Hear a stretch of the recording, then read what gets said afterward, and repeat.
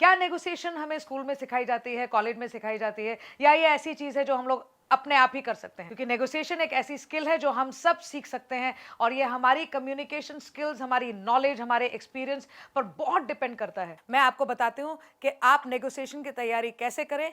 4 step का process है। उस प्रिपरेशन का इन 4 स्टेप्स को आप प्लीज नोट करें।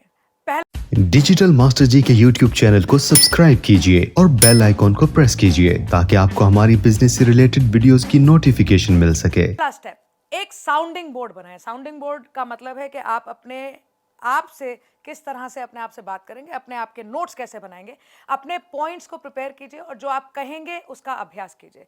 तो आपके पास ऑफर है, अपना है, सामने वाले का है, और उस बात को आपने दोनों चीज़ों को कंपेयर करना है और एक एक करके आप उसको लिखें, उनके पॉइंट्स बनाएं कि उनके पहले पॉइंट पे आपका रिस्पॉन्स क्या होगा और उसको लिख के पॉइंट बना के उसका आप अभ्यास करें। दूसरा स्टेप इन द प्रोसेस है स्टिक टू द फैक्ट्स। बहुत कहानी बनाने की आपको जरूरत नहीं है। आपके ऑफर में फैक्ट्स, आपके पास मौजूद जितने भी फैक्ट्स हैं उनका उपयोग करें, नए फैक्ट्स को इकट्ठा करें जिससे आपकी नेगोशिएशन की पिच तैयार हो। फैक्ट्स पर जब आप बोलते हैं तो आपको कहीं इधर उधर जाने की जरूरत नहीं है। फैक्ट्स अपने आप बोलते हैं, आप सिर्फ फैक्ट्स को नरेट करते हैं, आप सिर्फ फैक्ट्स को दूसरों के सामने लेके आते हैं। तो अपनी पिच को तैयार करते समय फैक्ट्स पर जरूर ध्यान दें, फैक्ट्स पर ही ज्यादा ध्यान दें। तीसरा पॉइंट जो है प्रोसेस में वो होता है विन विन। ये विन विन सिचुएशन हमने बहुत सुनी है, लेकिन ये विन विन करें कैसे हम लोग? सो दूसरे पक्ष के दृष्टिकोण, उनके एटीट्यूड, उनके पर्पस, उनकी नीड को ध्यान में रखना बहुत जरूरी है। उनकी जरूरतों का जायजा लीजिए। नेगोशिएशन करने से पहले जान लें कि दूसरी साइड आपके एक पार्टनर की तरह है। वो आपके ऑपोजिशन में नहीं है, वो बैठे आमने सामने हैं लेकिन ऑपोजिट नहीं है। आप लोग एक पार्टनर की तरह हैं, आपने उनके साथ मिलके काम करना है। सिर्फ पॉइंट्स हैं जिनके ऊपर आपको एक हल पे पहुंचना है, एक डिसीजन पे पहुंचना है, एग्रीमेंट पे पहुंचना है, लेकिन फिर भी उनको एक पार्टनर के जैसे ट्रीट करें। और चौथा पार्ट ऑफ द प्रोसेस हुआ आपका सेलिंग पॉइंट, आपका यूएसपी। अपने नेगोशिएशन पार्टनर को आप कैसे कन्विंस करेंगे? अभी हमने उनके बारे में सोचा, ऑफर के बारे में सोचा, विन विन सिचुएशन सोचा, अभी आप बिग पिक्चर में सोच रहे हैं। अब आई बारी आपकी। तो आप कैसे अपने नेगोशिएशन पार्टनर को अपने ऑफर के बारे में कन्विंस करेंगे, उसकी तैयारी आप जरूर करें। एक सफल नेगोशिएशन में अपने प्रयासों को तैयार करने में कमी बिल्कुल ना होने दे, पूरी तैयारी करें, डिटेल प्रिपरेशन। आपकी यूएसपी, आपका कन्विक्शन अपने प्रोडक्ट के बारे में, अपने ऑफर के बारे में कितना स्ट्रांग है, ये बहुत ज़रूरी है। तो एक तरह से आप सोचिए कि एक लॉयर है। एक लॉयर होते हैं, उनका एक काम होता है कि अपने पॉइंट को वो बार बार जो है ना, जब बात घूम जाएगी वो बार बार उसी पॉइंट पे आ जाते हैं। तो ये नेगोशिएशन का एक बहुत अच्छा तरीका भी है कि मान लीजिए बात इधर उधर हो गई, लेकिन आपको पता है कि आपने अपने नेगोशिएशन पार्टनर को अपने ऑफर पर कैसे कन्विंस करना है। उसके आप जो है 10 से 20 ऐसे बातचीत के तरीके बना लें जिससे कि अगर वो ऐसे ना माने तो ऐसे, ऐसे ना माने तो ऐसे, ऐसे ना माने तो ऐसे, लेकिन आपका पिटारा खाली नहीं होना चाहिए। आपके पिटारे में हमेशा कोई ना कोई ऐसी बात होनी चाहिए कि अगर ये ना माने तो ये सही, ये ना माने तो ये सही। तो पूरी तैयारी करें, डिटेल प्रिपरेशन करें। पांचवी बात हुई नेगोशिएशन स्ट्रैटेजी। इसको हम जब बोलते हैं तो ये क्या आप इसमें स्ट्रैटेजी बना सकते हैं? क्या रणनीति बन सकती है? क्या कोई प्लान नेगोशिएशन का बन सकता है? बिल्कुल बन सकता है। और सामने वाले का विश्वास जीतने के लिए एक स्ट्रैटेजी आपको बनानी बहुत ज़रूरी है। यहाँ तक कि बातचीत में अपने नेगोशिएशन पार्टनर के साथ विश्वास विकसित करना बहुत महत्वपूर्ण बात है, तो कि आपकी बात को वो ट्रस्ट कर पाए। आपके प्रोडक्ट, आपके ऑफर, आप कौन है, क्या आपके साथ बिजनेस किया जा सकता है, ये विश्वास जब तक पैदा नहीं होगा तब तक नेगोशिएशन जो है शायद सक्सेसफुल ना हो। अब मान लीजिए आप पहले जाते हैं, यू गो फर्स्ट, आप शुरुआत करते हैं।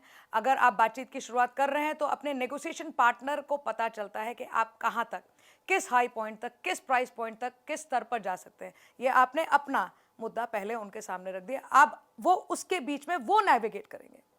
अगर वो पहले जाते हैं तो आप नेविगेट करते हैं, अगर आप पहले जाते हैं तो वो नेविगेट करते हैं। सही तरीका ये है कि आप दोनों तरफ से सोच समझकर प्रस्ताव, आपका जो भी ऑफर है या काउंटर ऑफर के साथ, बहुत स्पेसिफिक नंबर्स के साथ, फैक्ट्स के साथ, ऑफर के साथ बात करें।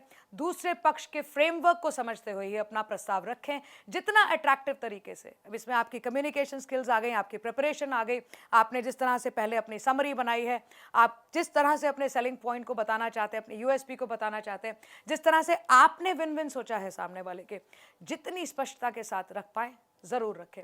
अगर आप दूसरे नंबर पे जाते हैं, इफ यू गो सेकंड, तो यही दूसरा पक्ष बातचीत पहले शुरू करता है, तो आप उनसे पूछ सकते हैं कि वो अपने ऑफर की सक्षमता, कैसे वो ऑफर सही है, एक्सप्लेन कर दें। फॉर एग्जांपल, आप इस तरह की स्टेटमेंट्स का उपयोग कर सकते हैं कि मैंने इस बिजनेस रिक्वायरमेंट पर अपने आसपास जो अन्य ऑफर्स थे उनको देखा है, उनको चेक किया है, उन सबको मैंने समीक्षा की है और हमें लगता है कि जो हमारा ऑफर है औरों से बेहतर है। इस तरह की कॉन्वर्सेशन आप कर सकते हैं। हम सभी आवश्यक वस्तुओं को कवर करते हैं, ये आपके प्रोडक्ट के बारे में आप बोल सकते हैं। साथ ही हम ऐसा सॉफ्टवेयर इस्तेमाल करते हैं, अगर आप चाहे तो अपने प्रोडक्ट के ऊपर एक्सप्लेन कर सकते हैं, जिससे कि हम आपकी टाइमलाइन या समय रेखा पर डिलीवर कर सकते हैं, काम खत्म कर सकते हैं। आप अपना प्रोडक्ट अपने ऑफर के थ्रू बेच रहे हैं, इसलिए सेल्स को समझना बहुत ज़रूरी है कि सामने वाला आदमी आपकी बात पर कन्विंस कैसे होगा। अगर वो आए हैं आपसे बात करने के लिए, इसलिए वो आपके प्रोडक्ट को डेफिनेटली पसंद करते हैं।